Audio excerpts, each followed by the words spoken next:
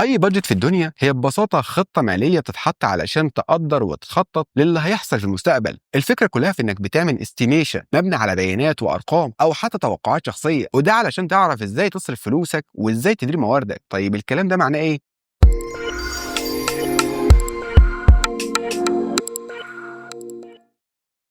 ازاي بنعمل بادجت؟ علشان تبني الميزانيه بتاعتك اول حاجه لازم تشتغل على شويه حاجات اساسيه. اول حاجه تحديد الافتراضات، الاسومبشنز، يعني لازم تفترض شويه حاجات زي نسبه زياده المبيعات، التكاليف المتوقع زيادتها، الاسعار اللي ممكن ترتفع او تنخفض، كمان تحليل البيانات القديمه. البيانات اللي عندك من السنين اللي فاتت هي السلاح الاول ليك. بتبدا تشوف هل المبيعات كانت بتزيد بمعدل ثابت، هل حصلت اي مفاجاه زي ارتفاع مفاجئ في الاسعار. كمان بتبدا تبني سيناريوهات. هنا تبدا تسال نفسك اسئله زي ايه اللي هيحصل لو السوق حصل فيه ركود، ايه اللي هيحصل لو المنافسين زودوا اسعارهم، ايه اللي هيحصل لو المنافسين نزلوا اسعارهم. وهنا في مشكله مع الافتراضات. المشكله مع الافتراضات ديت اساس كل بادجت. لو افترضت ان المبيعات هتزيد بنسبه 20% والسوق فاجئك بنسبه زياده 5% بس، فالميزانيه اللي انت عملتها كلها هتكون غلط. وده مش معناه ان الافتراضات غلط، لكن معناه انك محتاج تعمل خطه بديله او بلان بي. طب والحل؟ الحل مش انك تعرف المستقبل لان ده مستحيل، لكن انك تستخدم تول تساعدك تفهم تاثير الافتراضات اللي عملتها. واهم اداه هنا هي تحليل الحساسيه، السنسيتيفيتي اناليسيز، واللي بنسميها كمان الوات اف اناليسيز. يعني ايه تحليل حساسيه؟ هو ببساطه اختبار بتعمله الميزانيه بتاعتك علشان تعرف ايه اللي هيحصل لو الافتراضات اللي انت حاططها اتغيرت. هل هتقدر تكمل خطتك ولا محتاج تغييرات جذريه؟ خلينا نقول انك بتعمل ميزانيه مبيعات، سيلز بادجت، وتوقعت ان المبيعات هتزيد بنسبه 20% السنه الجايه. بناء على ده قررت تزود فريق المبيعات وزودت المخزون، الانفنتوري، وده طبعا استعدادا للزياده. هنا تحليل الحساسيه بيقول لك طيب لو المبيعات زادت بنسبه 12% بس بدل 20%، هل الفريق اللي انت عينته هيبقى زياده عن اللزوم؟ وكمان لو المبيعات زادت اكتر من المتوقع بنسبه 25%، هل هتقدر توفر المنتجات المطلوبه؟ فهنا لازم يكون في سيناريوهات ثانيه للتحليل. التكاليف المتغيره، لو افترضت ان تكلفه المواد الخام هتزيد بنسبه 10%، وتحليل الحساسيه بيقول لك طيب لو زادت 20% بدل 10%، هل ده هيأثر على ارباحك وكمان اسعار البيع؟